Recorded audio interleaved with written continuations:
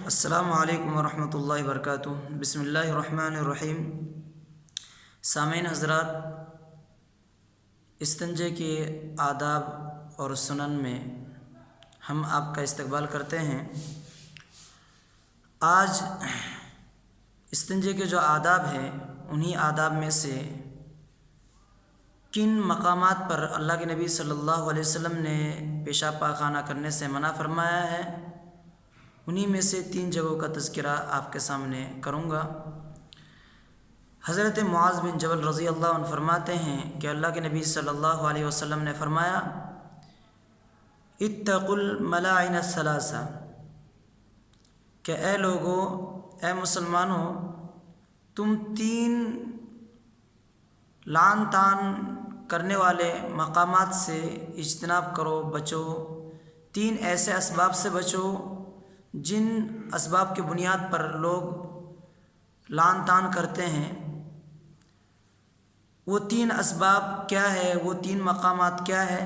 اللہ کے نبی نے فرمایا، البراز فی الموارد،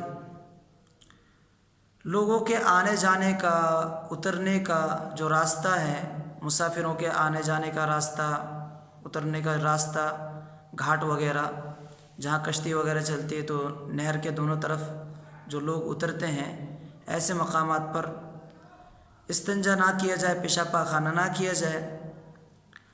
وقاریات الطریق، اور لوگوں کا جو عام گزرگاہ ہے، جہاں لوگ آنا جانا جس راستے سے خوب کرتے ہیں، تو لوگوں کا عام راستہ، وہاں پر بھی پیشاب پاخانہ نہ کیا جائے، اس سے لوگوں کو تکلیف ہوگی۔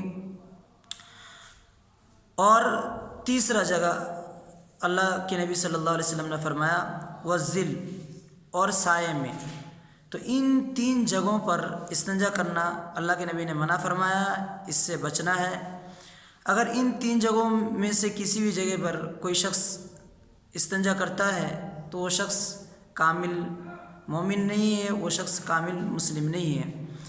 اللہ کے نبی نے فرمایا کہ المسلم من سلم المسلمون من لسانہ و یدہ، اور بعض روایت میں الناس کا لفظ ہے کہ مسلمان وہ ہے جس کے ہاتھ پیر سے، جس کے اقوال اور افعال سے، جس کی بات چیت اور اس کے کاموں سے دوسرے لوگ، دوسرے مسلمان محفوظ رہے، پرامن رہے، ان کو کوئی تکلیف نہ پہنچے۔